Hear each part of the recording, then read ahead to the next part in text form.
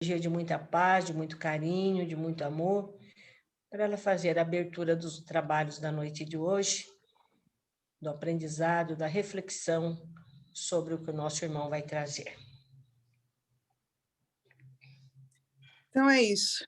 Vamos fechando os nossos olhos, nos interiorizando um pouquinho, acalmando também os nossos pensamentos, nos concentrando e abrindo a nossa mente, o nosso coração, os nossos ouvidos e olhos para a noite de hoje, para mais um aprendizado que nos é ofertado de maneira gratuita, de maneira que nós possamos levar isso para a nossa prática, para o nosso dia a dia.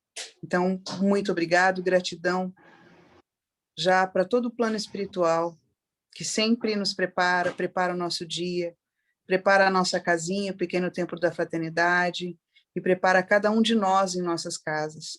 Preparou o nosso palestrante de hoje, preparou o Alexandre, que está no comando dessa noite também, e que nós estejamos assim, todos prontos para receber todas essas lições de hoje. Nós pedimos permissão a todo o plano espiritual, aos nossos amigos queridos, que nós possamos chegar nas esferas um pouquinho mais superiores, e assim a gente vai chegando com todos os nossos amigos que cuidam de tudo desse planeta, da limpeza de todas as casas, das nossas inclusive, limpeza também de todos os nossos corpos sutis inclusive, para que sejamos prontos.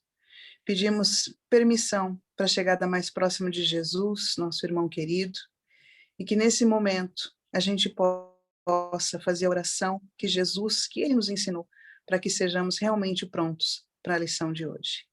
Pai nosso que estais no céu, santificado seja o vosso nome, venha a nós o vosso reino e seja feita a vossa vontade, assim na terra como no céu. O pão nosso de cada dia nos dai hoje, Senhor, e perdoa as nossas ofensas, assim como nós perdoamos a quem nos tem ofendido. E não nos deixeis cair em tentação, mas livrai-nos, Senhor, de todos os males, pois vosso é o reino, o poder e a glória, para toda a eternidade. Que assim seja, graças a Deus. Graças a Deus. Graças a Deus. Obrigado, Cláudia. Bom, pessoal, um pouquinho do Flávio, né? Nome completo Flávio Eduardo de Souza Abreu. Ele é natural aqui de Lorena, reside atualmente em Taubaté, ele é atuante na doutrina espírita desde 2009 e frequenta atualmente o Centro Espírita Os Samaritanos de Jesus, na cidade de Taubaté. É palestrante há um bom tempo e participante dos trabalhos sociais e mediúnicos. Flávio, obrigado por estar aqui com a gente mais uma vez, né, Tereza? Né, Cláudia? Com certeza. Por aqui abrilhantar aí nossa noite de domingo, ter essa disposição com o seu tempo aqui para nós, para nos orientar um pouco mais, né? Pessoal, uma coisa só diferente que o Flávio pediu para a gente fazer, do que nós estamos acostumados, como ele gosta de ser um pouco mais interativo na palestra, e nós deixamos o microfone mutado para todo mundo, para não atrapalhar o nosso palestrante, ele solicitou assim, se vocês verem a necessidade de fazer a pergunta naquele momento, de levantar a mãozinha, ou colocar a mãozinha aqui no Zoom, para que ele possa realmente, eu possa habilitar o microfone de vocês, ou vocês mesmos habilitarem o microfone, e ele responder a pergunta. Tá ok? Então tá jóia. Flávio, muito obrigado mais uma vez, e agora é contigo. Fica à vontade. Boa noite a todos. Que a paz de nosso Mestre Jesus e o amor dos bons espíritos nos envolvam, para que bem possamos compreender as lições e reflexões da noite. Queridos amigos, realmente eu gostaria de agradecer a Dona Tereza, ao Alexandre, pela recepção, pela acolhida, pelo apreço, pelo carinho, por esta oportunidade de estarmos juntos refletindo em torno do Evangelho de Jesus Cristo. Eu propus para o Alexandre realmente essa dinâmica de estudo, porque é um tema que eu reputo, eu entendo que é um tema muito empolgante. A gente vai falar de espiritismo e da nova era. E nós espíritas nós sabemos que estamos vivendo um momento ímpar, porque a gente sempre falou de transição planetária, nós sempre conversamos, sempre estávamos aguardando algo até que chegou essa pandemia, que de uma certa forma nos pegou de surpresa, porque nós não esperávamos, muitos dizem que não esperávamos que fosse tão rápido, né? Que a gente fala, transição planetária, e sabia que ia haver alguns cataclismas, algumas hecatombes na sociedade, mas a gente não esperava. Alguns dizem que não esperavam que ia ser tão rápido. Então, o que nós vamos fazer é fazer uma reflexão em torno do futuro, da nova era, do porvir. Então, como é uma reflexão voltada para o futuro, à luz da doutrina espírita, é um tema que às vezes suscita algumas dúvidas, alguns questionamentos. Então, a gente está aqui, na verdade, não poderia ser diferente, para refletir. Estamos aqui para refletir juntos. Então, aqui a nossa pretensão não é para trazer nenhum ensinamento, né, querer passar uma aula para vocês. É uma forma da gente trocar impressões, refletir em torno da temática, do assunto. Então, fiquem muito à vontade para fazer suas colocações, trazer as suas impressões pertinentes ao tema, para fazer perguntas, podem interromper, fiquem à vontade. Então, com relação ao espiritismo e à nova era, a gente tem que, primeiramente, refletir sobre o plano de Deus com relação à humanidade terráquea. A gente tem que ter em mente que Deus, ele tem um plano para a humanidade. Deus não está experienciando no orbe terrestre. Ele já, desde sempre, desde a eternidade, ele produz planetas, ele conduz humanidades, e ele já passou por ele já conduziu através de espíritos superiores esses processos de transição há bilhões, milhares, desde sempre. Então, Deus tem um projeto. Existe um projeto para a humanidade terráquea. É o projeto Terra. Nossa, Flávio, quem te falou isso? Não, isso é da minha cabeça. Projeto Terra. Deus tem um projeto Terra, para a humanidade. Porque tudo o que a gente vai fazer, a gente sempre passa para o momento da reflexão e depois a gente vai exteriorizando isso. E com as coisas divinas, não são diferentes. Não são diferentes. Então, existe sim uma preparação, existe um projeto. Por exemplo, uma situação bem corriqueira do nosso dia a dia. Quando a gente se dispõe a construir uma casa, por exemplo, normalmente a gente procura um arquiteto, ele vai bolar, ele vai conversar com você, fala, olha, eu queria uma casa assim, assim, assado. Ok. Depois ele vai lá e desenha essa casa, passa para o engenheiro ele vai trazer as condições estruturais dessa casa, e daí depois você começa a implementar esse projeto do arquiteto e do engenheiro através da construção. Com os planetas, é algo parecido. Quando Deus decide construir um planeta, e que ele não faz sozinho, normalmente Deus decide construir sistemas solares, ele junta uma equipe espiritual de seres celestes para idealizarem aquele sistema solar e assim implementar desde as primeiras partículas da evolução até o desenvolvimento, passando dos planetas de primitivos para provas e expiações, para regeneração. Então, o primeiro ponto que a gente tem que ter em mente é essa questão. Existe um projeto para a Terra. E qual é o objetivo de Deus com relação à Terra, Flávio? Qual é esse objetivo? O que Deus espera fazer na Terra, no planeta Terra? E para isso, para a gente olhar para o futuro, a gente nunca pode esquecer do nosso passado.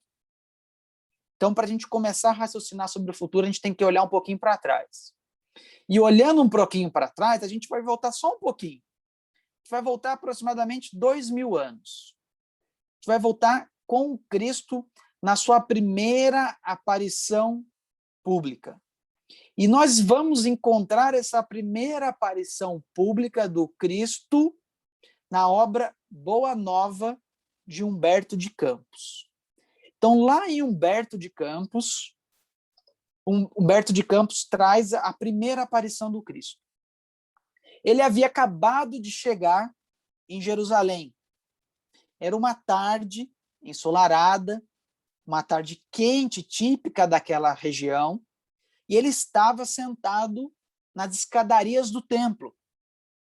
E logo ao lado existia um grupo de fariseus e estudiosos do judaísmo, um pouco ao lado. E é interessante que o Humberto de Campos diz que estudiosos ociosos. Ele usa essa palavra, esse adjetivo, ociosos. E aquele grupo ali acabou sendo chamado a atenção pelaquela figura que estava sentada naquela escadaria. E um deles, Hanã, chegou até o Cristo, meio que envolto daquele magnetismo da figura de Jesus Cristo, chegou até ele e disse até para o Cristo: Galileu, o que fazes por aqui? O que fazes aqui em Jerusalém? Jesus Cristo respondeu para ele: prestem atenção nesse diálogo do Cristo com Hanã, porque isso é a primeira lição do Cristo com relação à humanidade, o que nós estamos passando e vivendo hoje. Venho a Jerusalém fundar o reino de Deus. Essa é a missão do Cristo, fundar um reino de Deus. Hanã, orgulhoso, cheio de pompa, de uma forma pejorativa, de uma forma sarcástica, responde para Jesus: o que entendes por reino de Deus? Jesus responde para ele: o reino de Deus é obra de Deus no coração dos homens. Ele responde para Jesus Cristo. E ele dá uma risada sarcástica e fala: e o que entende tu por obra de Deus no coração dos homens? Por acaso você conta com o apoio de algum príncipe, de algum ser ilustre? Jesus responde: os meus seguidores virão de todas as partes do mundo e serão dotados de sentimento e boa vontade. Hanã fala para ele: mas por acaso você conhece as leis do templo? Jesus responde: eu conheço a vontade de meu Pai que estais no céu. E ele ficou impressionado com a resposta de Jesus Cristo, contrariado, saiu e foi embora. Então percebam, Jesus nos ensina que a obra de Deus é a obra no coração dos homens e que o sentimento e a boa vontade são os instrumentos para a fundação do reino de Deus. E mais, Jesus complementa e fala que os seguidores, os trabalhadores que fundarão o reino de Deus, partirão de todas as partes do mundo. Esse foi aquele episódio lá há 2000 anos. Agora, nessa mesma linha, a gente vai lá para o prefácio do Evangelho segundo o Espiritismo. O Evangelho segundo o Espiritismo, o prefácio, ele é subscrito, ele é assinado pelo Espírito da Verdade. E segundo Allan Kardec, o Espírito da Verdade que participa da codificação é o próprio Jesus Cristo. E às vezes a gente começa a ler o Evangelho segundo o Espiritismo, a gente lê o prefácio e nem dá muita importância para ele. Mas eu o considero como uma das passagens mais importantes do Evangelho segundo o Espiritismo. Ele começa assim: os Espíritos do Senhor, ao receber a ordem de comando, semelhantes a soldados, espalham-se sobre toda a face da terra. Deixa eu pegar aqui. Espalham-se sobre toda a face da terra, semelhantes a estrelas cadentes. Vêm iluminar o caminho e abrir os olhos aos cegos. A primeira aparição do Cristo, aqui encarnado pública, ele faz essa observação, que todos os seguidores, que todos os trabalhadores para fundar o reino dos céus partirão de todas as faces, todos os lugares do orbe terrestre. A primeira passagem do Evangelho segundo o Espiritismo, a primeira colocação, o primeiro parágrafo do Espírito da Verdade é que os trabalhadores que fundarão o reino dos céus partirão de todas as partes do orbe terrestre. Então, não esperemos que Jesus, que Ismael, valha-se de criaturas de alta envergadura espiritual para implementar a mudança planetária. Porque os trabalhadores partirão de todas as partes. E nós, hoje, somos esses trabalhadores. Nós somos esses trabalhadores.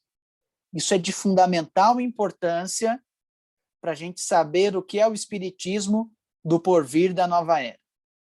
Nós somos os trabalhadores do Cristo dos tempos odiernos, dos tempos de hoje. E um outro ponto muito importante, gente, pode conversar, pode falar. Fique à vontade, Alexandre. Desculpa, cara, mas nós temos uma pergunta aqui.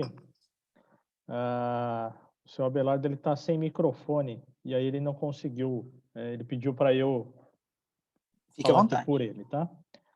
Ele fala assim, para meu esclarecimento, sabemos que Deus criou as leis naturais que regem toda a vida humana. Leis do progresso, leis da destruição, lei da ação e reação, do amor e etc. Diante disso, por que Deus tem um plano para nós? Existem planos... É bem interessante essa pergunta, e bem inteligente, hein? Existem leis da natureza que são leis imutáveis. Essas leis estão no livro dos Espíritos. Por que existe um plano? Por causa de uma lei, lei do progresso. Nós partimos simples e ignorantes, e nós temos que chegar no progresso. Para percorrer do átomo ao arcanjo, do simples e ignorante a criaturas espirituais semi-perfeitas, porque perfeito mesmo é só Deus, nós temos um caminho a percorrer.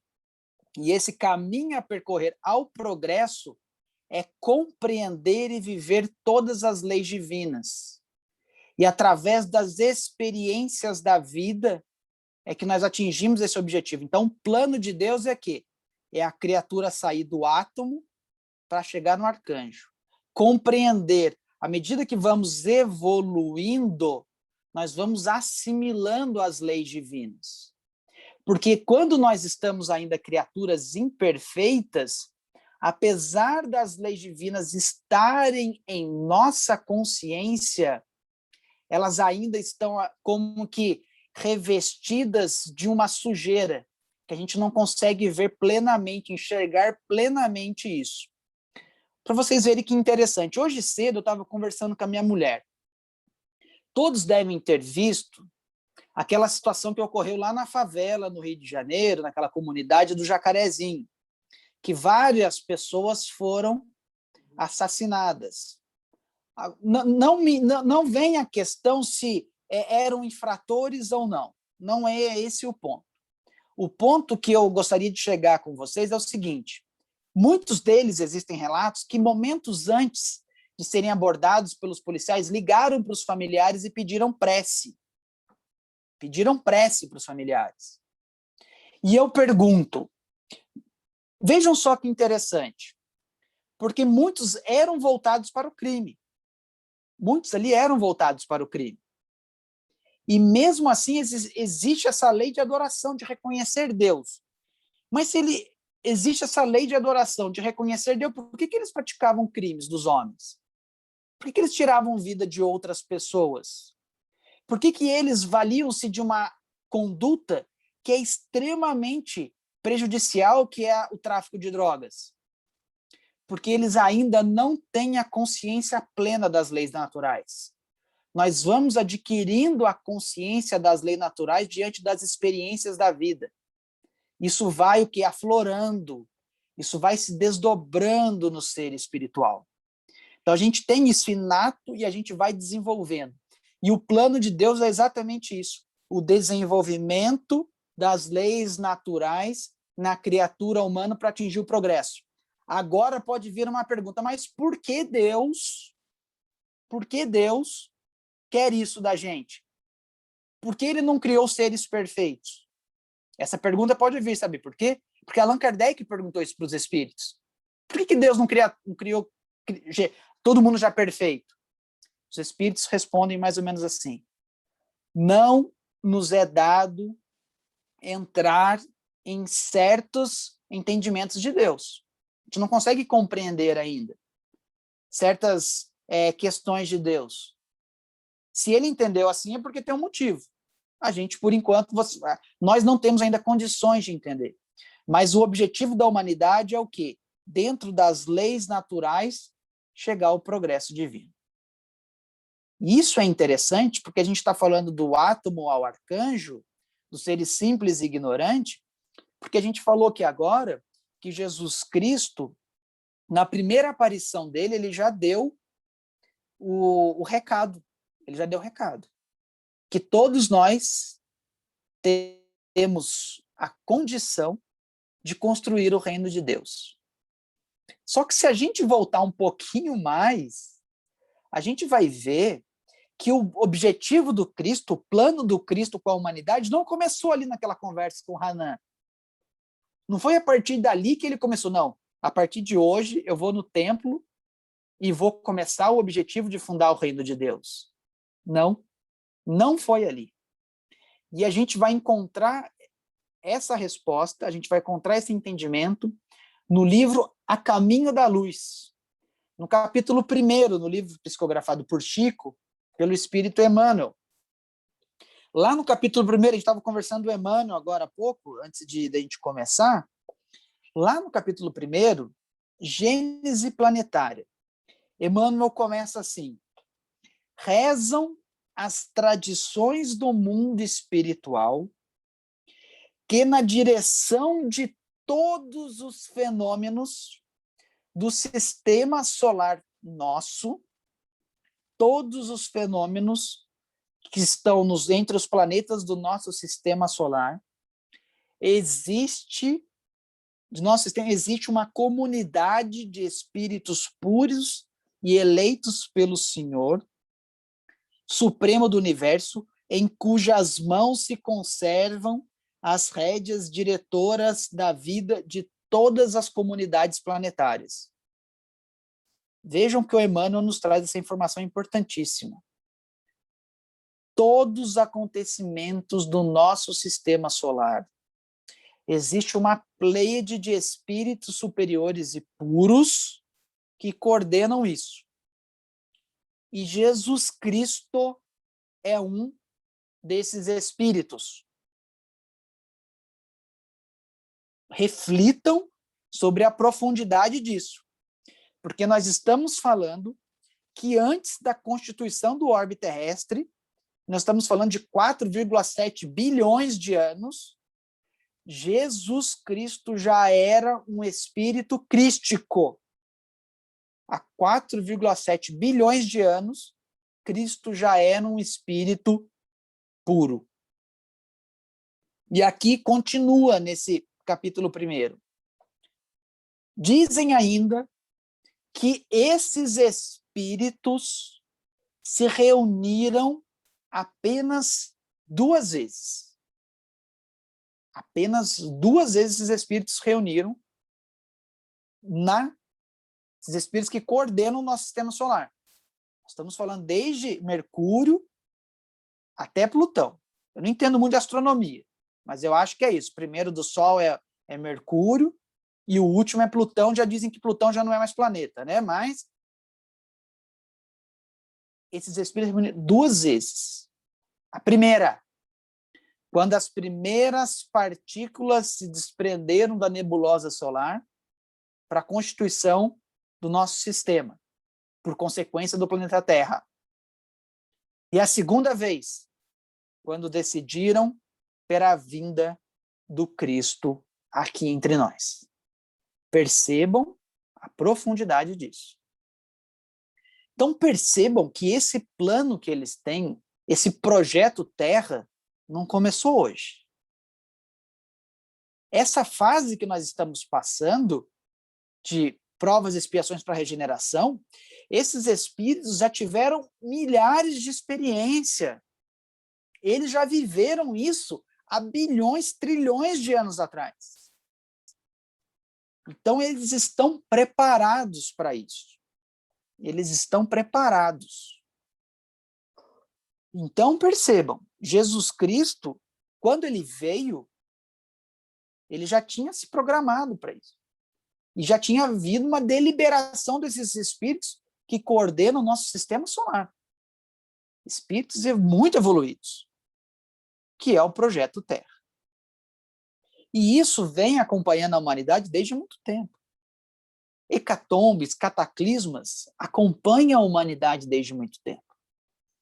Mas e a pandemia, Flávio? O que é a pandemia?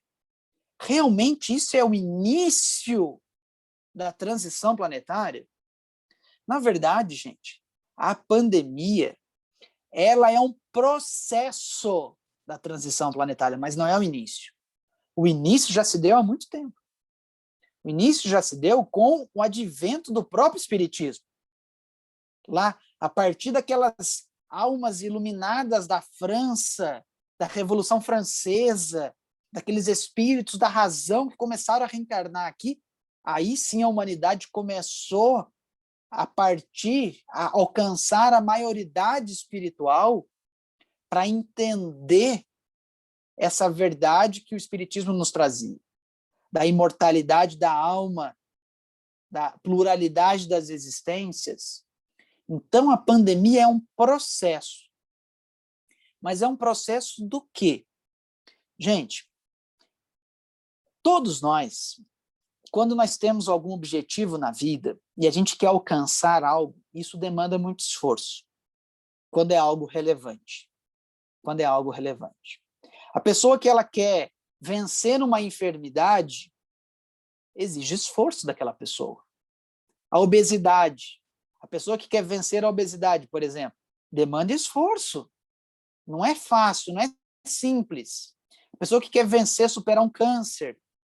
A pessoa que quer almejar uma profissão, um cargo de forma honesta, digna, demanda esforço.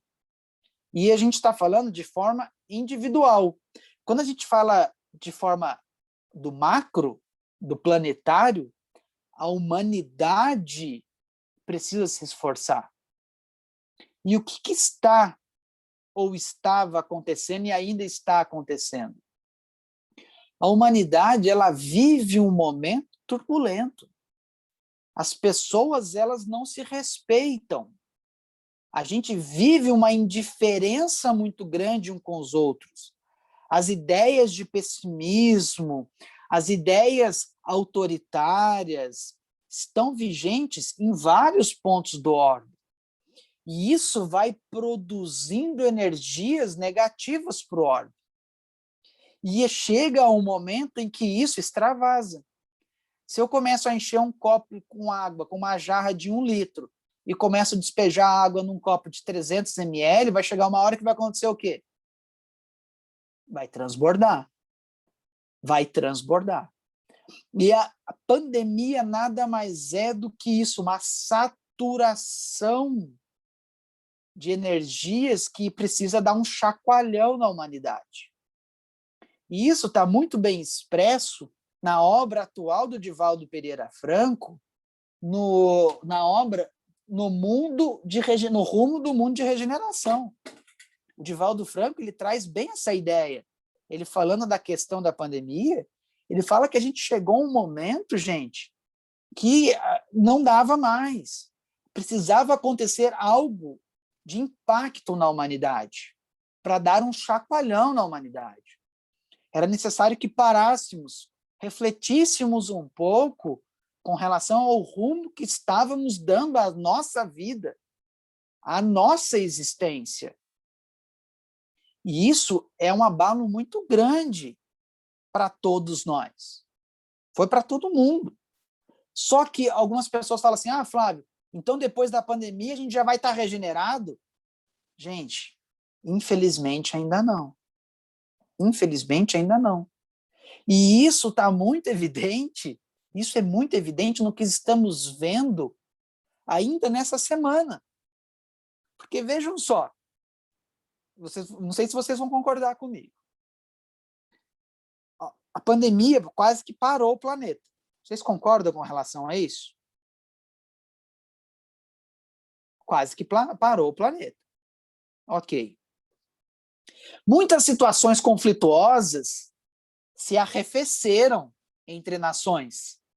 Vocês se lembram que a gente estava quase que numa guerra, Estados Unidos, Rússia, por questões diplomáticas lá da Síria, aquele tumulto todo, arrefeceu, não arrefeceu? Parou, não parou?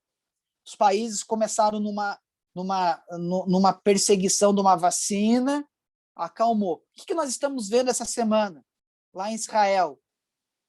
Não começou o conflito de novo na faixa de Gaza? Gente, percebam como ainda nós estamos cegos, que a pandemia não foi suficiente para abrir os nossos olhos? Vocês perceberam isso? Ainda não é suficiente. Isso significa o quê, Flávio? Estou ficando com medo, Flávio? Estou ficando com medo. O que está acontecendo, Flávio? Calma, gente. Calma, porque nós somos espíritas. O máximo que pode acontecer, a gente vai desencarnar. Tenham calma. Flávio, eu não quero desencarnar, você está ficando doido, menino. Gente, mas olha só, tem uma coisa aqui que eu li no livro do Divaldo Franco, que eu fiquei preocupado. Mas eu acho que não é questão da gente ficar... Assim, a gente, na hora, a gente fica um pouco, assim, aflito, mas a gente tem que confiar em Deus. Porque a gente... Deixa eu dizer minha hora aqui, para eu também não transcender muito o horário, porque senão fica muito maçante. O que acontece? A gente tem que ter fé em Deus. A gente tem que confiar em algo bom no porvir. Olha só o que Divaldo Franco fala. Esses acontecimentos, falando da pandemia, esses acontecimentos e outros de natureza sísmica e cósmica darão lugar... Não quero assustar ninguém. Calma, gente. Fiquem calmos. Fiquem até o final. Não saiam. Porque se quem sair agora vai ficar com medo. Fiquem até o final. Tá bom? Não saiam com medo. O espírito não pode ter medo. Esses acontecimentos e outros de natureza sísmica e cósmica darão lugar à maior soma de sofrimento humano. Não sou eu que estou falando. É o espírito Manuel Filomeno de Miranda, através de Divaldo Pereira Franco. Enquanto facultarão também a presença dos apóstolos da caridade e do amor, da fraternidade e do bem, formando a família da misericórdia em socorro a todas as vítimas. São esses espíritos de escola que estão reencarnando, é o que a gente estava conversando aqui no início. Aqui logo no começo, antes da gente começar a gravação, a gente estava falando disso. O Emmanuel está voltando, o poeta, como é que é o nome dele? Agora me fugiu. Noel Rosa está voltando. Inúmeros outros seres inteligentíssimos estão retornando. João Evangelista, formando a família de misericórdia com as vítimas, sejam aquelas que padeçam a contaminação ou chorem as perdas afetivas ou as misérias de outras expressões. Isso é o que mais me impressionou. Ninguém conseguirá fugir ao determinismo do sofrimento, embora não tenham diretamente razões, mas por solidariedade e compaixão. Então, a gente está passando um momento na humanidade ímpar, que nós estamos vivendo a transição. Nós estamos fazendo parte da história espiritual da humanidade terrestre. É um momento importante. É um momento ímpar. Então, cabe a nós aproveitar isso. E, Flávio, mas o que é essa questão de transição? Você está falando que vão vir espíritos superiores para cá, tudo bem, mas o pessoal tem muita gente desencarnando, a gente fala que são resgates coletivos, tudo bem, mas o que é a transição planetária? O que é esse fenômeno de transição planetária? Fenômeno de transição planetária é a mudança espiritual da humanidade, tendo compreensão da responsabilidade como criatura pertencente à humanidade universal e exercendo a responsabilidade diante dos desígnios de Deus, ou seja, diante das leis de Deus. Ação e reação, reprodução, evolução, amor, justiça, amor e caridade, tudo isso. Destruição. E como acontece isso, Flávio? Como que se dá? Gente, essa resposta está no livro Nosso Lar. Vocês tiveram reflexões no livro Nosso Lar faz pouco tempo. O Alexandre já me falou aqui. Né, Alexandre? Então, vou falar bem breve com relação a isso.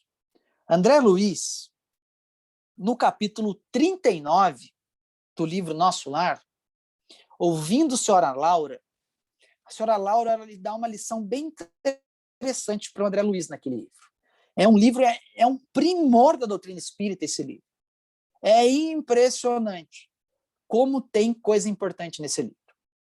E a dona Laura fala para o André Luiz assim: inúmeras criaturas. O Alexandre, tenho mais 5 minutos? Eu acho que já deu meu tempo. Não, pode ficar tranquilo. Pode tocar o barco, sem problema. A Laura fala assim para André Luiz: André, inúmeras criaturas que desencarnam com ódio, com rancor, com sentimento de culpa, ficam nas regiões umbralinas. O que é umbral, gente? De uma forma bem resumida, umbral, local de esgotamento mental. Bem coeso, bem sintético. É o lugar de esgotamento mental do ser espiritual.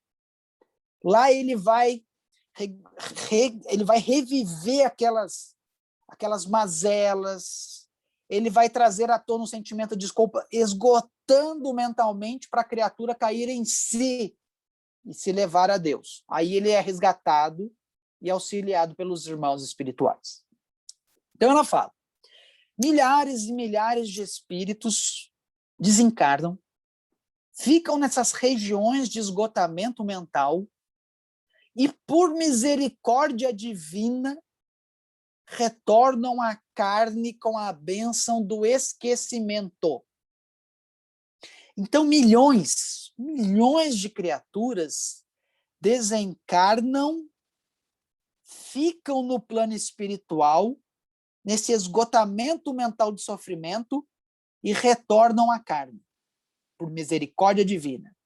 E qual é a grande questão disso? Que quando ela desencarna, fica nessa condição de esgotamento mental e volta para a carne, ela não teve lições, aprendizados nesse período de uma encarnação para outra. Isso significa o quê? Que a chance dela cometer o mesmo erro nessa nova encarnação é muito grande. É aquele aluno que repetiu o ano na escola, que tem que refazer, mas ele não sabe qual matéria ele repetiu, ele não sabe o que ele não prestou atenção, e faz e repete de novo, porque ele não sabe o que ele tem que melhorar. E o que acontece no fenômeno de transição planetária?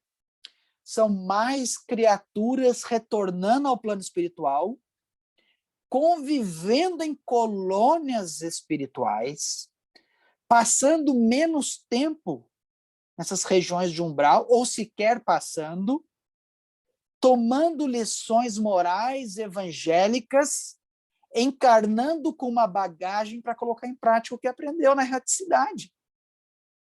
Esse é o fenômeno da transição planetária, gente.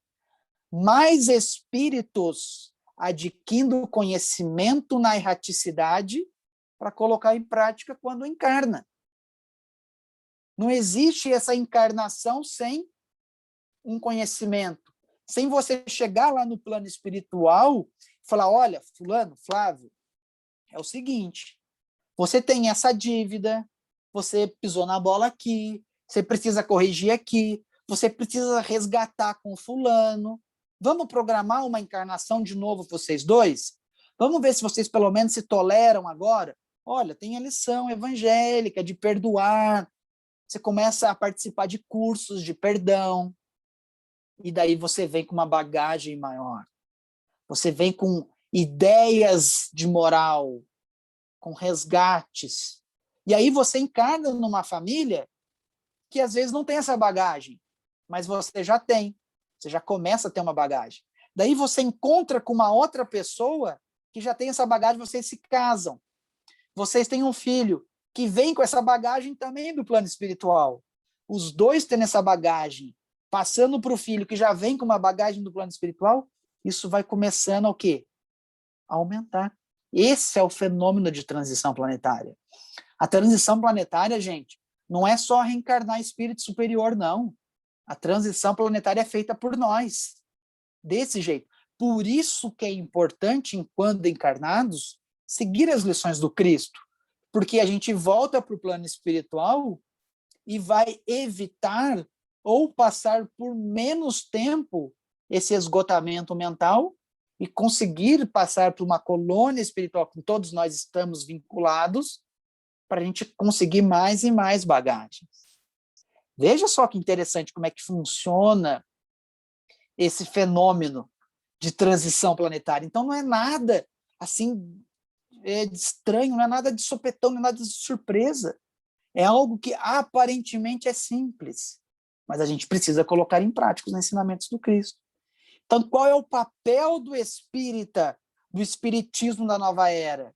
É ter em mente isso. É ter em mente isso.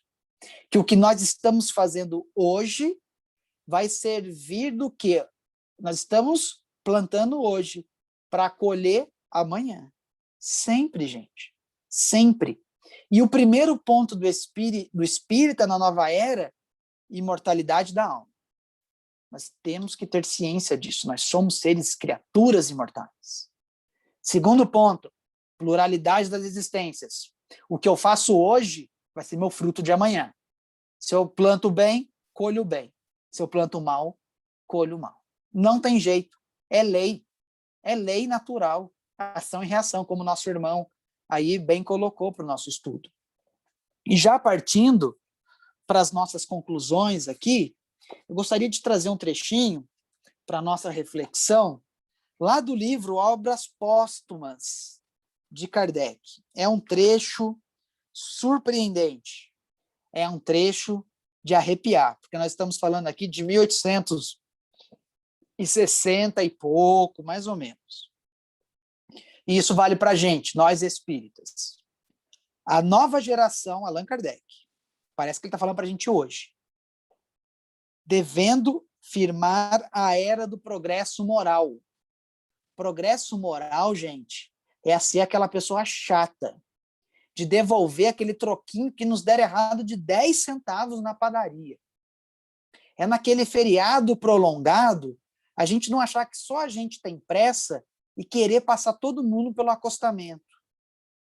É ter aquele respeito pelo aquele cara chato no nosso trabalho, por aquele parente difícil, principalmente o cunhado. Vocês têm cunhado? Eu tenho cunhada. Gente do céu.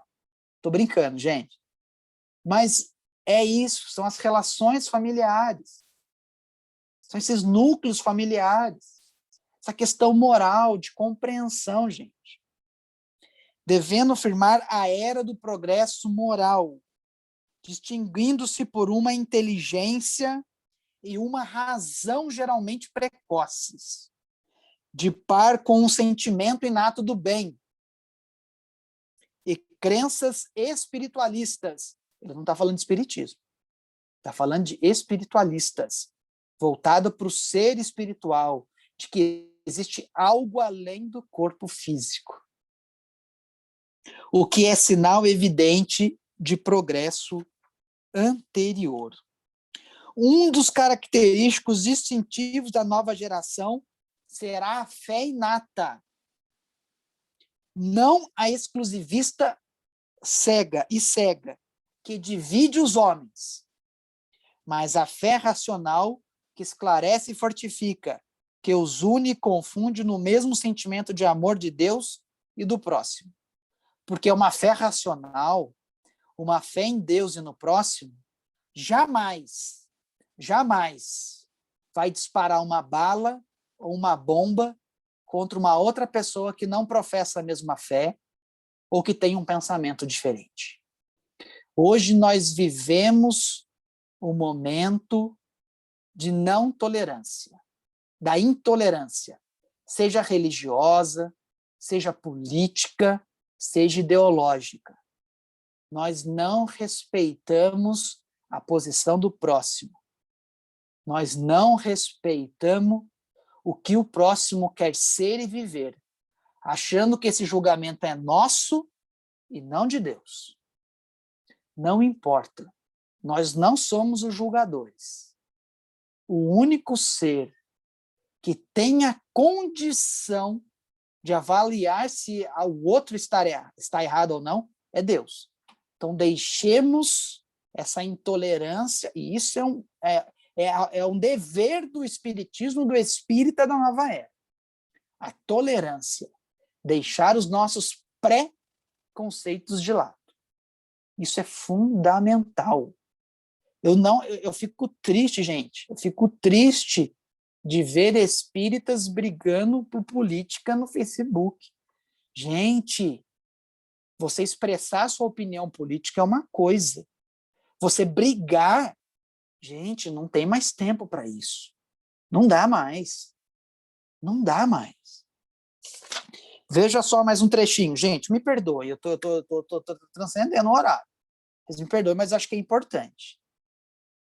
A maior parte, infelizmente, não. Esse daqui ele está falando, o Allan Kardec, dos espíritos renitentes do mal. Aqueles espíritos que são renitentes mesmo no mal. A maior parte, infelizmente, não ouvindo a voz de Deus, persistirá na cegueira, e essa resistência marcará o fim do reinado desses infelizes por lutas tremendas. No desvairamento, correrão para sua perda, provocarão a destruição, que produzirá uma multidão de flagelos e calamidades. De sorte que, sem o quererem, apressarão o advento da nova era. Olha só o que Allan Kardec está falando. Esses espíritos, desses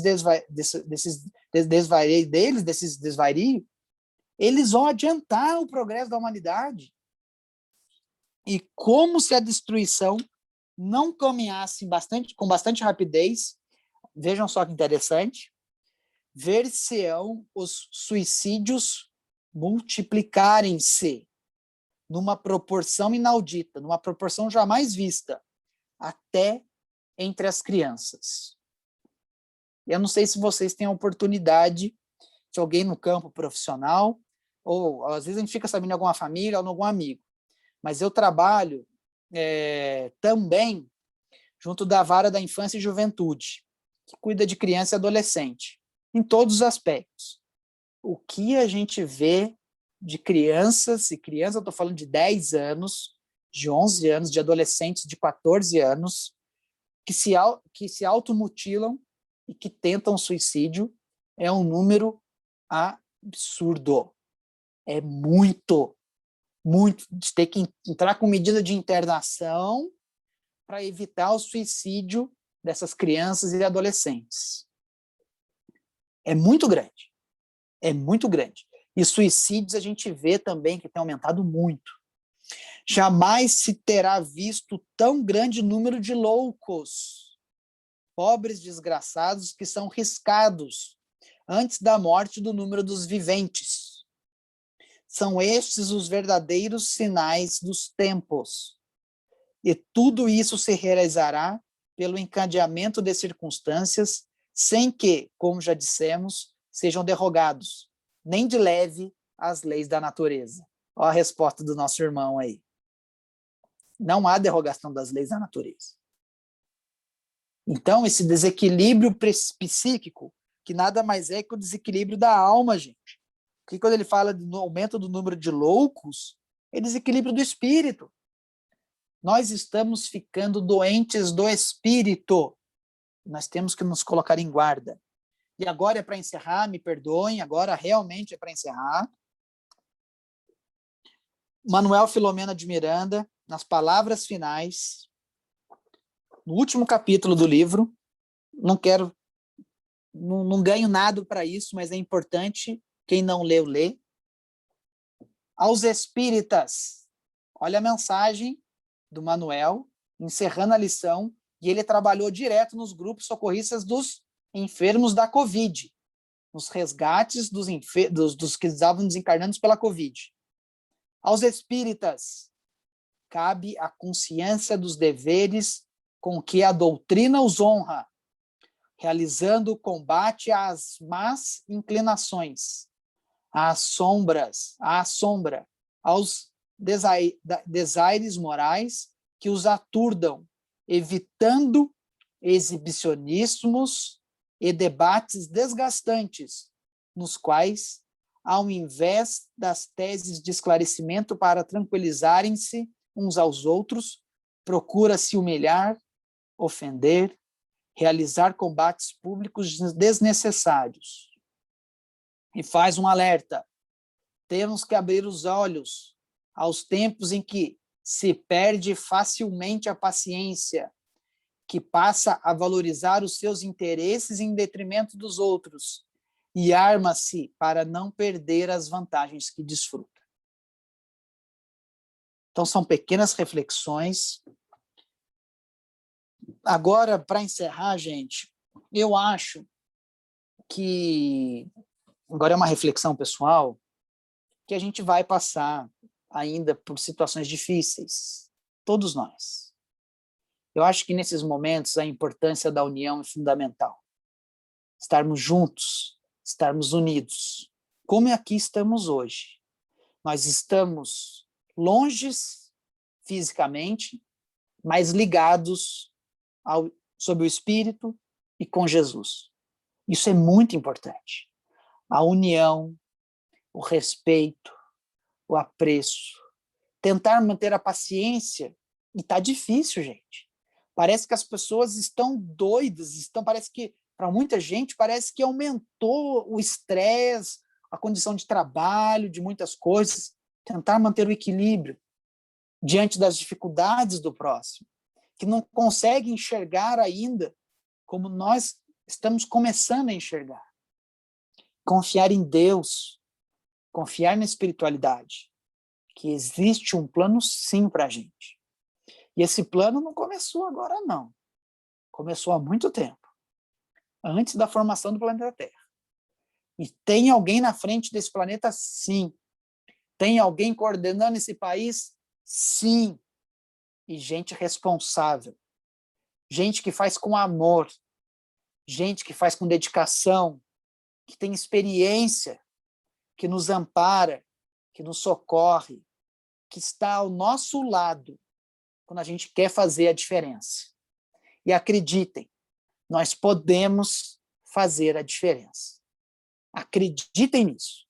Nós podemos fazer a diferença, porque todos nós somos criados para uma perfeição relativa, não igual a de Deus, mas é uma imperfeição diante de uma lei divina, que é a lei do amor.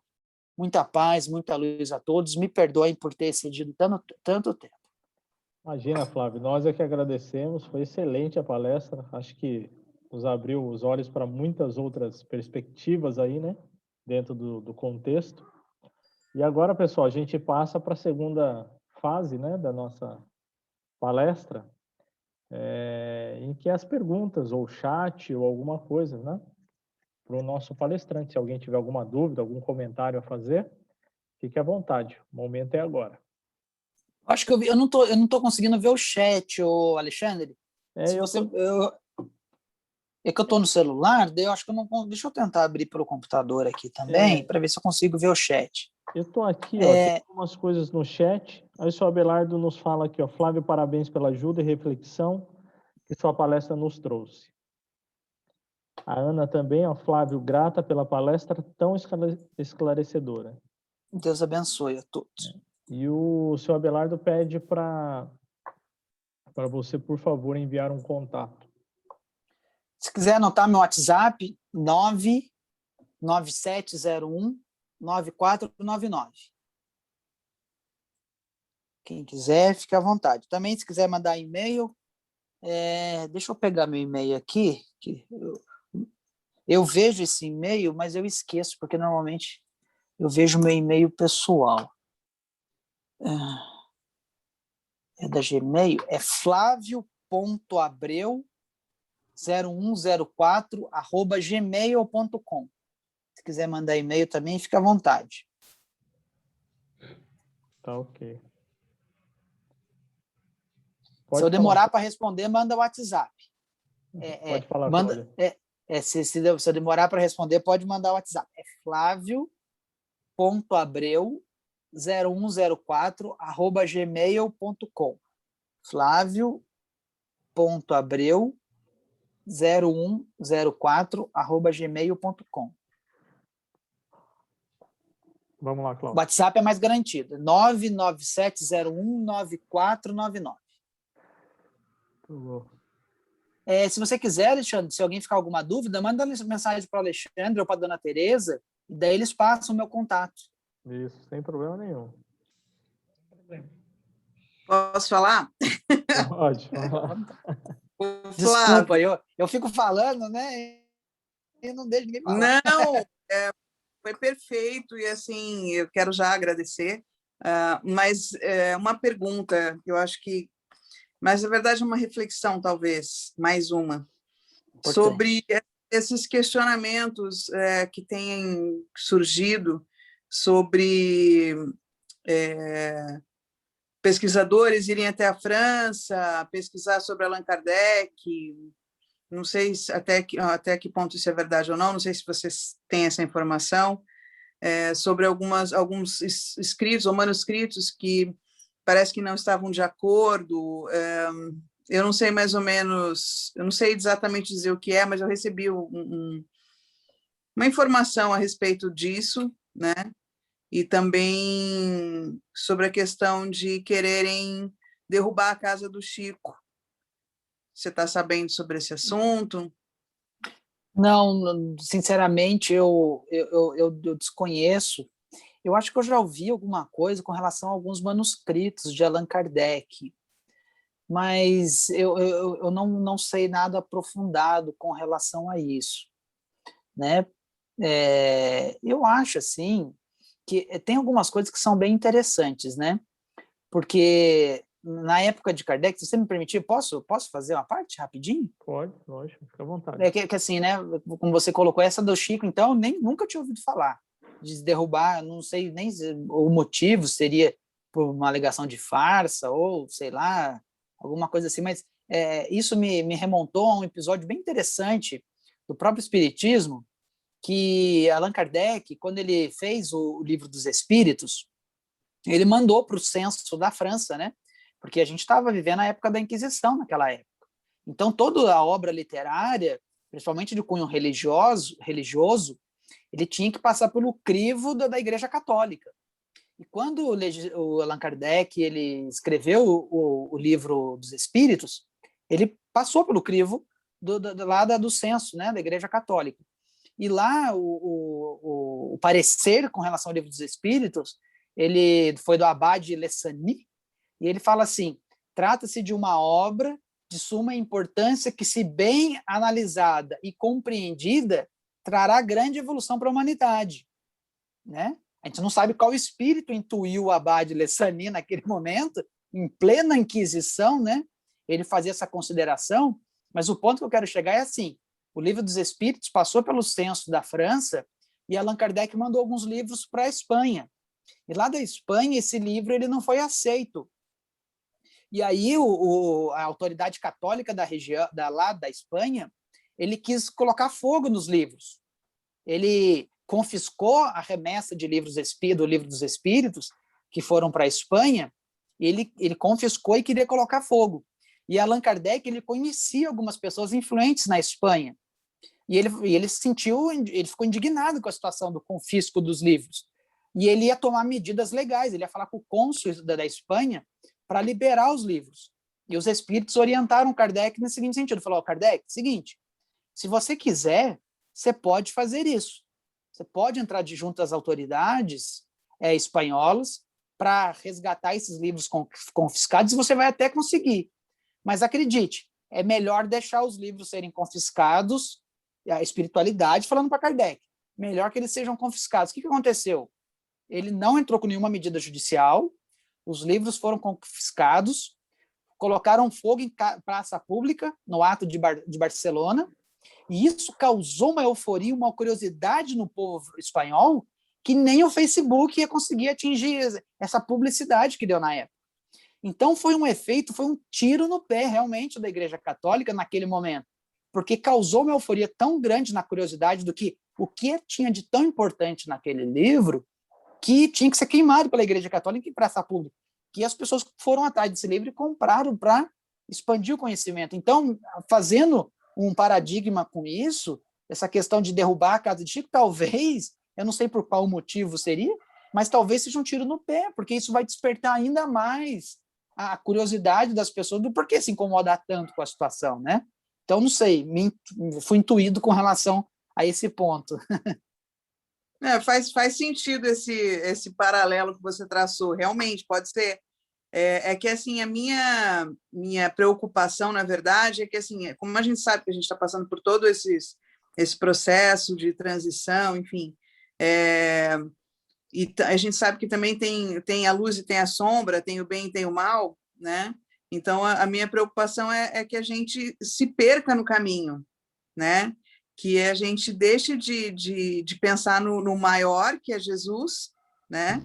E se perca nesse caminho mesmo. Então, quando eu recebi esse documento, depois eu posso passar para o Alexandre, não é documento, é uma carta, na verdade, e aí ele pode te encaminhar, porque eu recebi hoje. E aí eu fiquei assim preocupada, aí que você estava falando, e eu fiquei matutando isso na minha cabeça, e aí eu queria saber mais, de repente, não sei quem sabe. Cláudia, eu acho que não teria motivo para essa preocupação nossa, de nós espíritas, né?